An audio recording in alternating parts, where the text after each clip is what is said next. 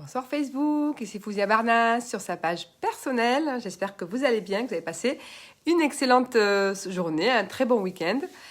Ici, il faisait super beau et donc j'en ai profité pour aller un petit peu à la plage, habillée mais à la plage. Voilà, histoire de dire que quand même on profite du soleil du sud. Alors aujourd'hui, je parle de l'intentionnalité, donc vivre sa vie avec intentionnalité. C'est quoi l'intentionnalité?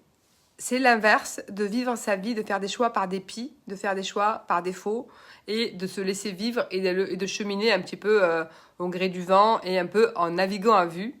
Voilà, même si en étant en intentionnalité, on navigue quand même à vue parfois. Donc voilà, bienvenue à ceux qui arrivent. Merci de me mettre un petit bonjour, un petit bonsoir pour que je puisse vous saluer à mon tour. Et si vous voyez cette vidéo en replay, de me mettre hashtag Fouzia Barnas privé replay pour que je puisse vous remercier de votre écoute.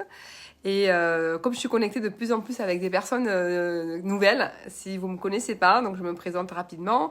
Donc je suis Fouzia Barnas, je suis coach et mentor. J'accompagne les personnes dans des transitions de vie pour aller se connecter à leur puissance personnelle et assumer l'envie de réussir.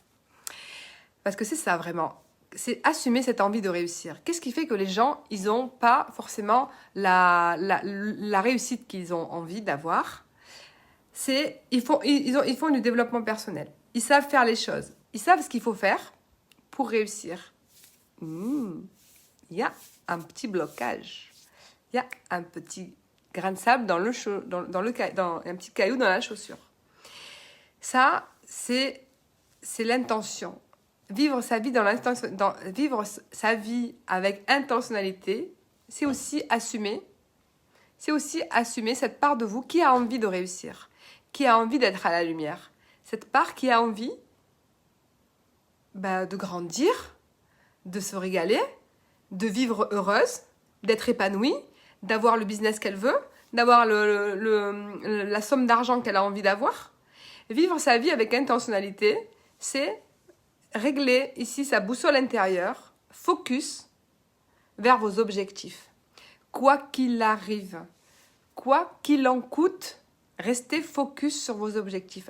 Tant que vous êtes aligné avec votre cœur, vos valeurs, vos envies, votre grande vision, restez aligné avec ça. Il va y avoir des circonstances extérieures qui vont être parfois favorables et qui vont vous emmener comme un tremplin vers votre objectif et c'est super. Merci, c'est un cadeau.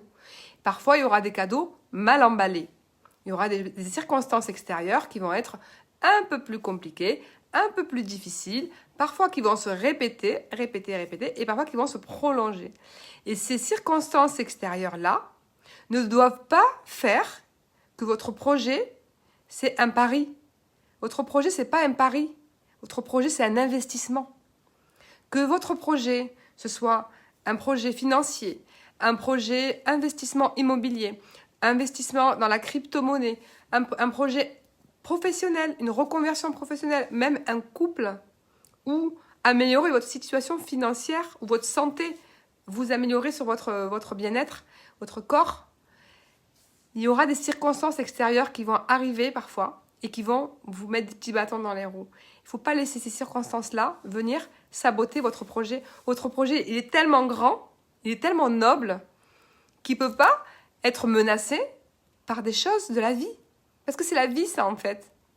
C'est pas parce que la mer, elle est déchaînée que tu vas juste naviguer sur les côtes, juste au bord des côtes. T'as un voilier, t'as un méga catamaran. Et tu penses qu'il va y avoir une tempête en mer. Et du coup, à cause de ça, tu fais juste longer les côtes. Tu prends pas trop de risques. Mais c'est pas ça, Masté, mon amour. Sonrisa. T'as un voilier, t'as un catamaran. Va en mer. Vas-y. Saute et le filet apparaîtra, en fait. C'est croire avant de voir. C'est va en mer. Et quand la tempête, si tu ressens qu'il y a une tempête, tu réajusteras ta voile à ce moment-là. On dit que le vent est le même pour tout le monde. Il y a des voiliers, je les vois là en face de chez moi, ils réajustent leur voile. Ils se disent pas non, nous on reste juste sur le port de la Pointe Rouge, comme ça on reste sur la baie là, de l'Escale, on sort pas, au cas où, on reste bien tranquille. Hein. avec petit pastaga, on est bien. Steph. Non, ils naviguent. Ils vont jusqu'en Corse et ils reviennent. Parce que c'est leur capacité. Qu'est-ce qui fait qu'il y en a qui restent sur le port de la Pointe-Rouge et qu'est-ce qui fait qu'il y en a qui naviguent? C'est la capacité. Oui, recoucou, parce qu'en plus là, Lydia, je parle de la même chose, mais totalement différemment. Donc tu peux rester. Tu pourras même. Je fais des lives sur Instagram et sur Facebook. Finalement, je prolonge le sujet, mais je le dis d'une autre manière. Merci, merci Fred. La Sam du Sud. Eh ouais, c'est Marseille.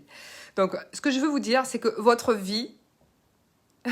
Eh oui, c'est pour toi le pastaga. Tu sais bien, tu penses bien. Parce que moi, je fais pas de pub, mais moi, je carbure à ça. Hein. C'est ma vie, tout entière. C'est le Perrier le mieux. Alors, vivre votre vie comme si c'était un investissement. Votre vie, c'est un investissement. C'est pas un pari. Ah, peut-être je vais être heureuse ou pas. Non, c'est un investissement.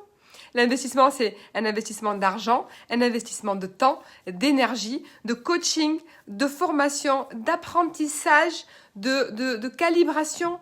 Même si vous ne payez pas des coachings, calibrez l'énergie des gens que vous voyez réussir. Surtout, comme je disais tout à l'heure, ne vous mettez pas dans une situation de piédestal. Ne mettez pas les gens que vous admirez sur un piédestal. Parce que le simple fait de les mettre sur un piédestal, c'est une manière de vous dire « Hé, toi, tu es en dessous du piédestal, tu n'es pas assez. » Ça te rappelle ta blessure de déception, que tu n'as pas été assez bonne à l'école par rapport à une autre fille, que tu n'as pas été assez bonne au saut en longueur, à l'athlétisme, par rapport à un autre enfant. Et en fait, c'était juste que toi, tu n'en avais rien à faire du saut en longueur, en fait. Tu adorais le badminton et c'était ton sport préféré. Moi, c'était mon cas. Misez sur vous et investissez du time. Merci Alice. Misez sur vous et investissez du temps. Parce que ce temps-là, vous pouvez l'effondrer après. Ce temps-là, c'est pas « ouais, j'ai investi 100 ans, 20 ans ». Non. Ce temps-là, c'est de l'effet cumulé. C'est le petit peu tous les jours, un petit peu tous les jours. C'est l'effet cumulé, ça se multiplie, ça se compense, ça se muscle, ça se développe, ça se développe.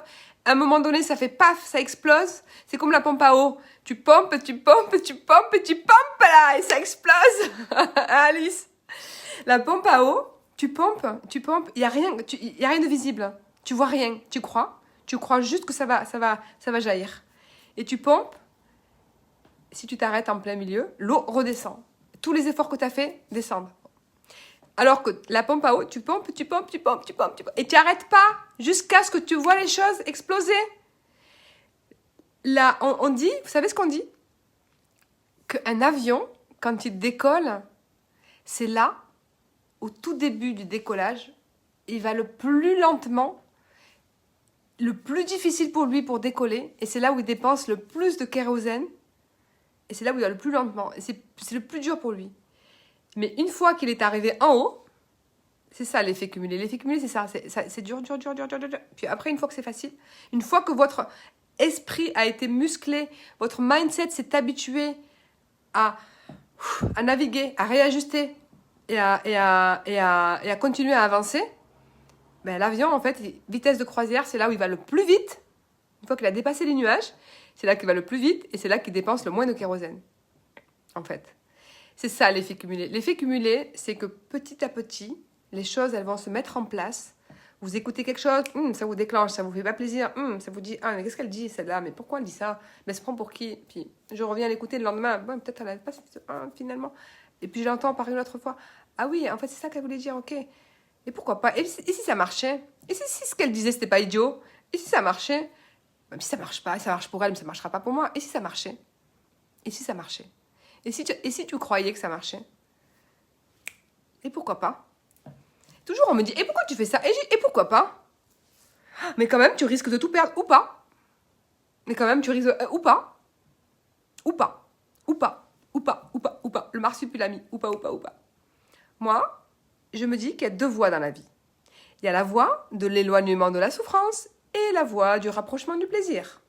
Toutes les deux, elles ont le même moteur, la sécurité. Sauf que une, c'est la voie de l'éloignement de la souffrance. C'est quoi l'éloignement de la souffrance? On ne peut pas tous être entrepreneurs, c'est sûr et certain. On ne peut pas tous être entrepreneurs. C'est quand même un mindset. L'entrepreneuriat, c'est un mindset. Quand tu veux être entrepreneur, il faut être dans une école d'entrepreneuriat. L'école, c'est la vie, c'est l'expérience et c'est le coaching. Il n'y a pas d'autre voie. Tu ne peux pas être entrepreneur sans être coaché, ça c'est sûr et certain. Je faisais du marketing de réseau et j'étais en formation de coach. Ce que j'apprenais, je le mettais en application pour moi et j'arrivais à naviguer, j'arrivais à réussir. Ce qui fait que mes copains n'arrivaient pas, ou mes copines n'arrivaient pas à mes résultats. Alors pourtant, j'étais pas au top niveau. Hein. C'était ce que j'apprenais en PNL. J'étais juste élève. Ce que j'apprenais en PNL, je leur disais, je leur faisais, voilà, il y a ça, il y a ça, il y a ça. Mais moi, en fait, j'ai toujours appliqué ce que j'ai appris. Dès que j'apprends quelque chose, j'ai appliqué. Je prenais des cobayes. Je fais, allez, viens, je vais te faire une séance de PNL, je viens d'être formée à ça, tac, tac, tac, tac, gratuite. Quand la voie de la... Je dis pas que vous pouvez pas être entrepreneur, je dis pas ça, hein, mais je dis que pour être entrepreneur, ça s'apprend. On ne naît pas entrepreneur. Bonne soirée, Fred. Tu peux regarder le live. Je dis pas que c'est impossible que vous soyez entrepreneur, c'est pas ce que je dis. Je suis pas là pour briser des rêves, au contraire, je dis que il n'est pas né le fils de lâche qui va venir briser les rêves de qui que ce soit. Ok? Mais pour être entrepreneur, c'est un travail, c'est une musculature psychique, c'est un paradigme totalement différent d'être salarié. Ça n'a rien à voir. Je sors de 20 ans de salarié de la caisse d'allocation familiale. J'étais salarié à la sécurité sociale. Merci. C'est sécurité. L'entrepreneuriat, ça n'a rien à voir. L'entrepreneuriat, déjà, on ne calcule pas combien on gagne tous les mois. On ne calcule pas combien on travaille. L'entrepreneuriat, c'est combien je me muscle, combien je me ressens, comment elle est mon énergie. Et en fonction de ça, je vais coacher, je vais gagner de l'argent, je vais lancer un programme. Si je suis pas dans ma phase bien, je lance rien du tout. Je lance rien du tout, je vais marcher dans ma forêt, je me repose, je lis, je me forme, je fais mes rendez-vous que j'ai à faire, je lance rien de nouveau. Parce que si je lance quelque chose à partir d'un espace de manque, c'est ça l'entrepreneuriat. Si j'ai la voie de l'éloignement de la souffrance, l'éloignement de la souffrance, c'est quoi? C'est je vais pas avoir d'argent, j'ai rien vendu, j'ai peur. Donc cette peur, l'éloignement de la souffrance, je vais pas souffrir du manque. Du coup, je vais vite créer un programme pour le vendre. À partir d'un espace de manque, d'un espace de peur, qu'est-ce que je fais? Je vibre des gens qui veulent ce programme mais qui ne veulent pas le payer. Des gens qui vont le négocier. Des gens qui vont le faire mais qui ne vont pas le payer parce qu'ils vont me dire je te paierai une autre fois et qui ne vont pas le payer. On est le match énergétique de ce qu'on vibre. On est le match énergétique de nos émotions. L'éloignement de la souffrance, c'est quand je me dis qu'il faut que j'attende d'avoir tout bien compris les choses avant de me lancer. L'éloignement de la souffrance, c'est de me dire « Ah, on me parle de crypto-monnaie, investissement, trop bien, 300% en 16 mois. Ça sent l'arnaque ton truc là. Je comprends pas, moi. Je connais personne qui l'a fait. Ça peut pas marcher. Salut ma petite maman. L'éloignement de la souffrance, c'est quand on te montre une opportunité et que tu es là. Ah non, danger, c'est ridicule. Et quand vous voyez que les autres réussissent, fait ça devient évident.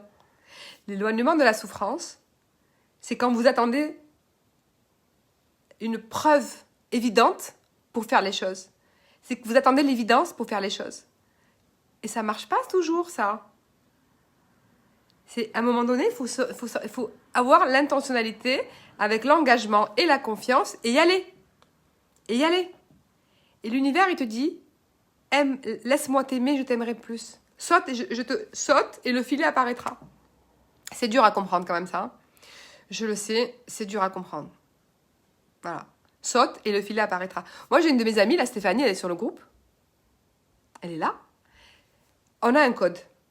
Steph, donne-moi ta carte bleue. Steph, donne-moi ta carte grise. Elle cherche pas à comprendre. Elle me donne, elle cherche pas à comprendre. Sa maman, elle lui faisait un cadeau d'anniversaire pour ses 40 ans. Et elle avait besoin de sa carte bleue ou carte grise. Je sais plus. Pourquoi la carte bleue, je me rappelle plus. En tout cas, Et je suis allée la voir, je dis, Steph, donne-moi ta carte grise, donne-moi ta carte bleue. Fais-moi confiance. Ok. Ah oui, c'était le badge aussi. Et sa maman, elle a tout fait, tout manigancé pour lui offrir sa voiture pour ses 40 ans. Elle a dit, mais comment t'as fait pour la carte grise, tout est là? Bah voilà, Steph, elle a cru.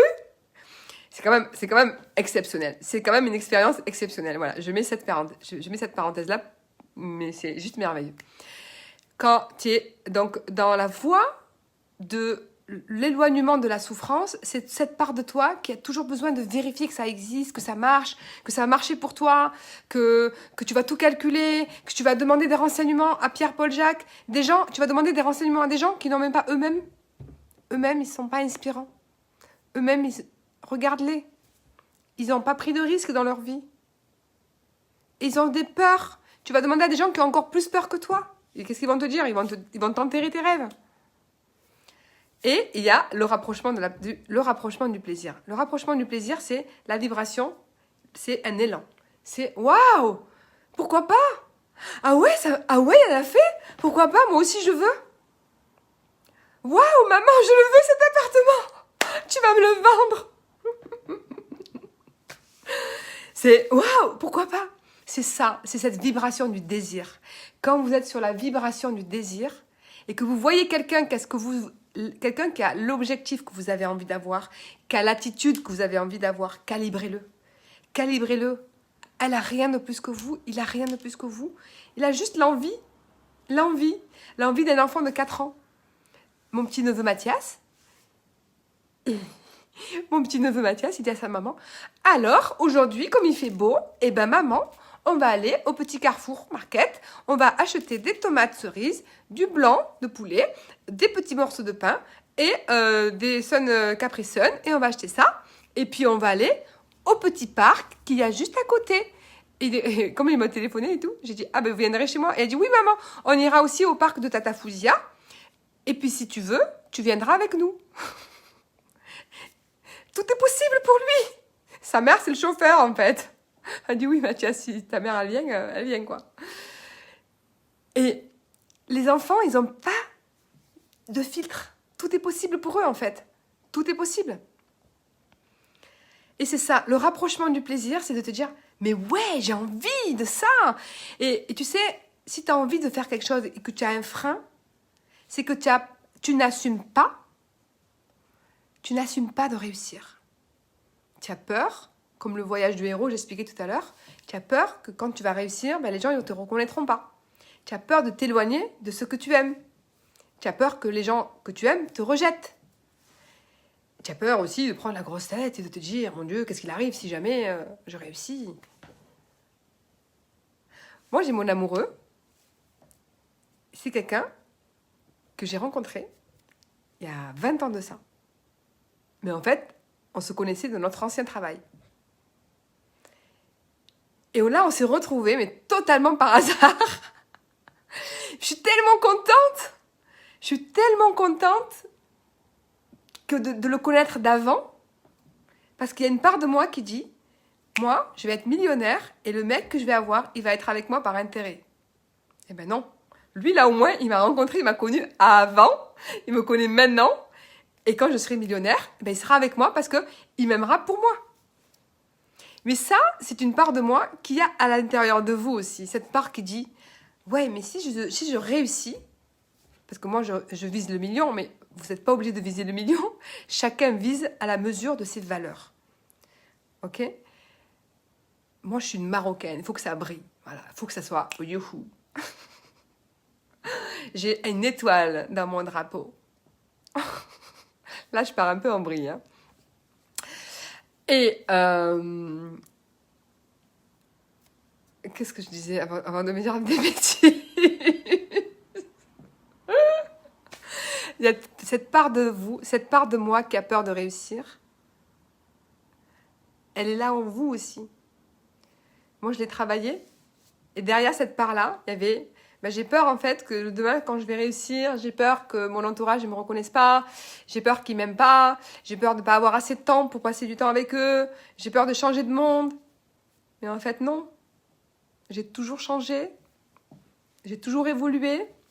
J'ai réussi plusieurs fois dans ma vie. Et je suis restée la même. Il n'y a pas de raison.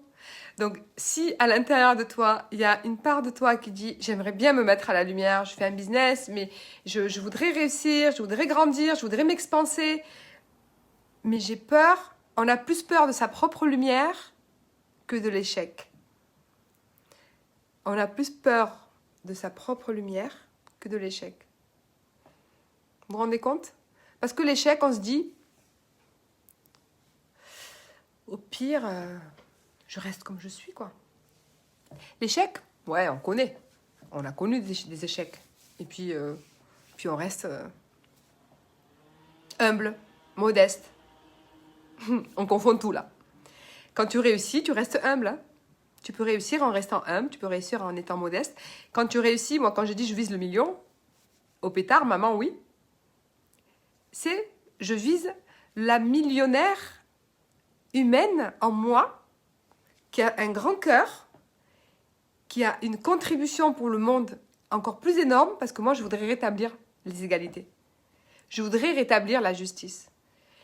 Je ne supporte pas, j'ai toujours été comme ça, j'ai toujours été amie avec des personnes qui ne s'aimaient pas. J'ai toujours été amie avec des filles qui étaient complexées. Et moi, je les adorais, mes amies. Je les aimais, je les voyais belles tout le temps. Je les voyais magnifiques. Et je comprenais pas. En fait, j'étais attirée par ces filles-là parce qu'elles me faisaient... C'était mon sentiment d'injustice. Je disais, mais c'est pas possible. Elle me dit, non, j'aime pas, je suis pas belle. Et tout. Je me dis, mais t'as un joli nez, t'as des yeux magnifiques, t'as une jolie expression de visage, t'es super intelligente. Ouais, non, mais parce que t'as pas les yeux bleus que tu dis ça. Mais non.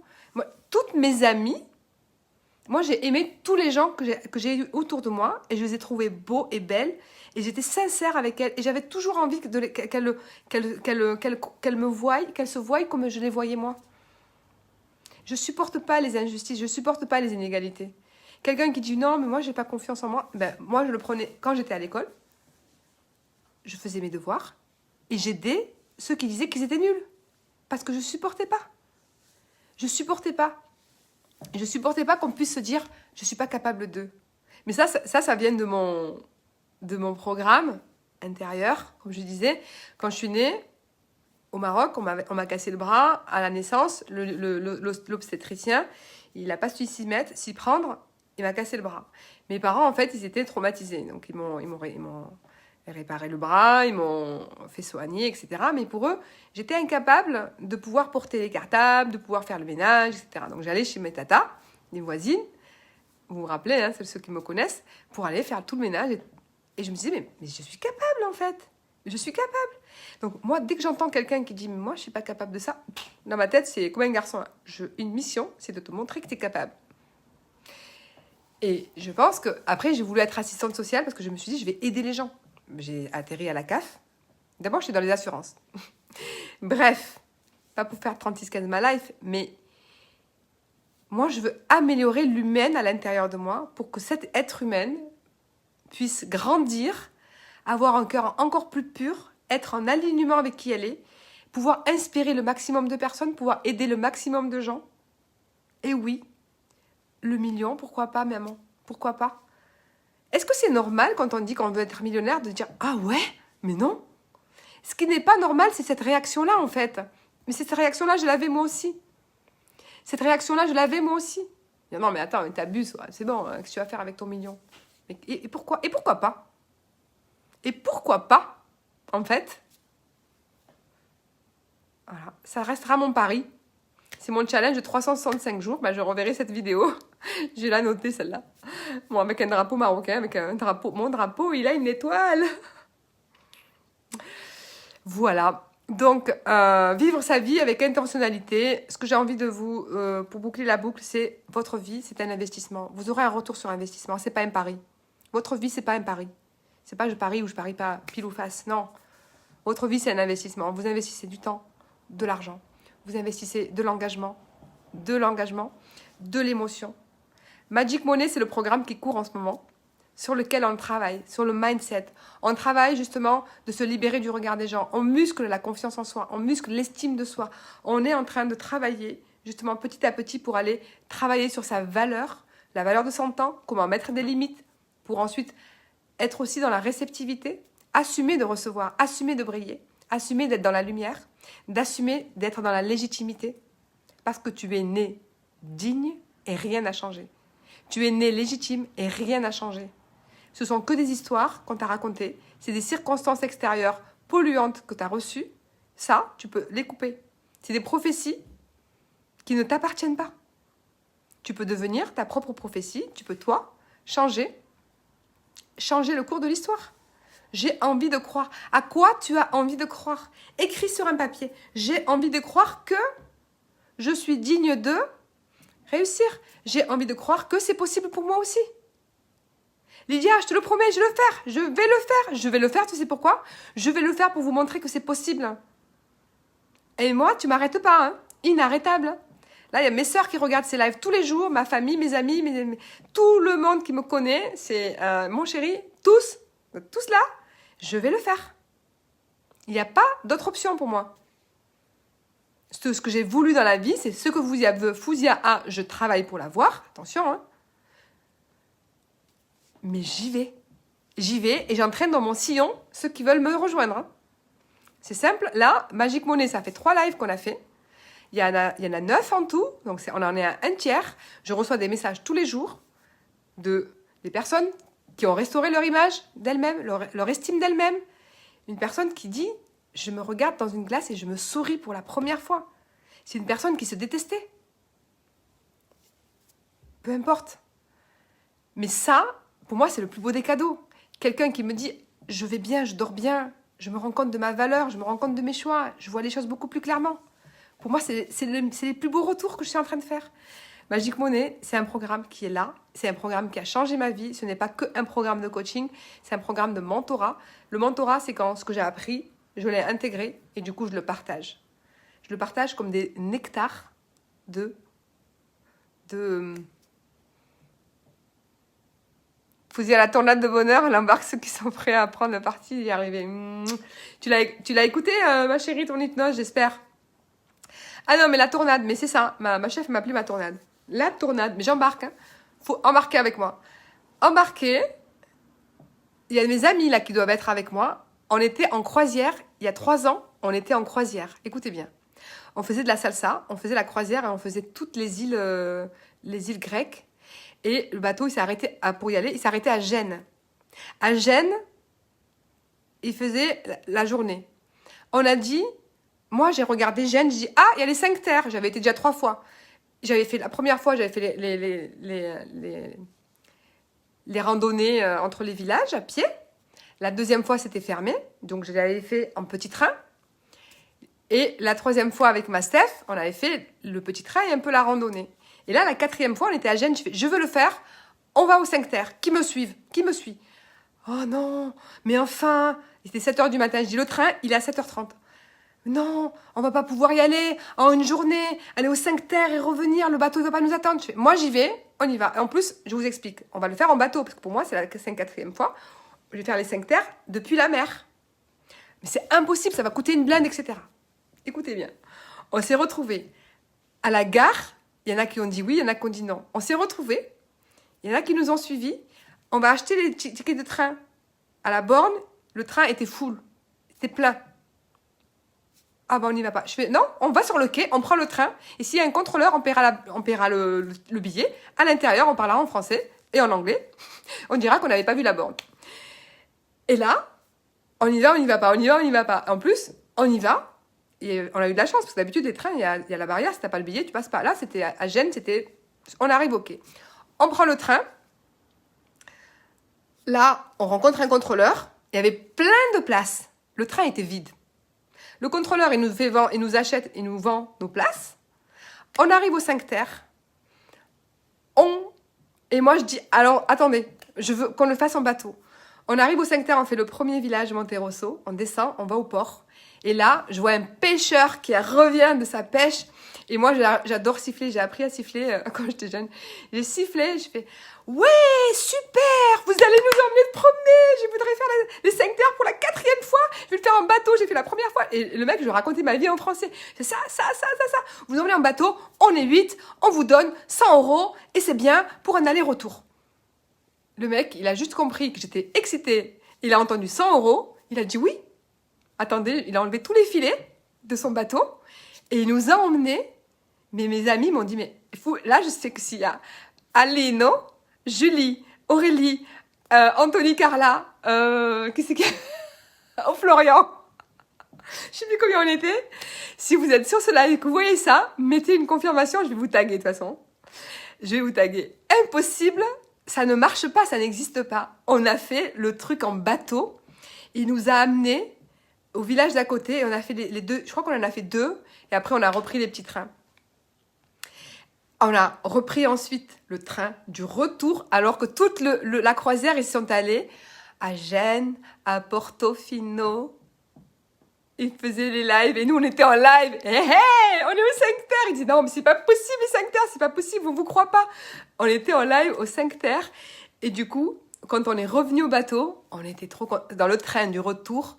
Ils me regardaient, ils me disaient j'espère que le bateau il va nous attendre. Il n'y a pas moyen, le bateau il va nous attendre, on n'est pas en retard. On a couru, on a pris le bateau. Le soir, on s'est fait l'apéro sur le pont du truc. Alors, on l'a fait ou on l'a pas fait? Ça, c'est ma vie. Ça, c'est l'histoire de ma vie. Voilà, il y a Steph qui est là, il y a mes amis qui sont là. C'est la loi de l'intentionnalité. Il n'y a pas moyen. Quand tu as envie, tu te mets dans la tête les choses, il y aura toujours des gens qui vont te dire oh, « Non, mais non, on le fait, on y va. On y va. » C'est pas possible, en fait. Voilà. Au plus tard, j'ai fait la même chose à Rome avec 3 amis. On n'a pas payé le train. Ah, maman. Oui, j'ai écouté hier soir avec mon chat. Moi, tu m'as embarqué loin avec ta séance d'hypnose. Merci, c'était top. Et écoute-la, alors réécoute-la. Réécoute-la, la séance d'hypnose, parce que c'est une séance qui est en tornade. Qui est en spirale. C'est-à-dire que ton inconscient, il a écouté tout entière, ok? Donc maintenant, tu vas l'écouter, hop, à la 12e minute. Tu n'écoutes pas le début. Pour que ton inconscient, il dise, tiens, qu'est-ce qu'elle avait dit juste avant, la dernière fois, elle avait dit ça juste avant. Et puis là, elle va dire ça. Et puis en fait, en sachant ce que je vais dire, en te rappelant ce que je vais dire, du coup, ça l'ancre encore plus, ça tricote à un autre niveau. Et ensuite, tu vas encore entendre des choses que tu n'avais pas entendues la première fois.